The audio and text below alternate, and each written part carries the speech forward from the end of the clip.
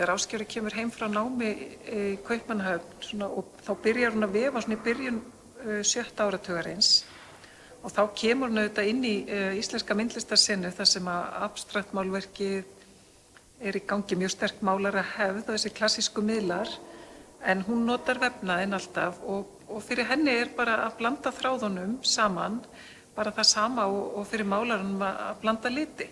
Og við erum með hérna verk bæði fíguratív frá því hún alveg að byrja og svo fær hún sig mjög fljótlega út í abstrakt verk og vefur bæði sléttan vefnað og svo kallan röggvavefnað eða ríjateppi, þar sem hún að lyfta aðeins, þræðirnir liggja lausir á yfirborðinu og hún lyftir aðeins vefnaðinum upp.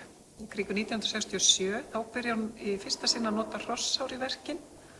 Þá voru þau fyrst bara létt og aðeins að lyfta yfirborðinu, en svo verða þau þéttari þegar líður á og verða svolítið meiri massi, verða þéttir þríhyrningar og ferhyrningar sem hún notar hrosshárið í.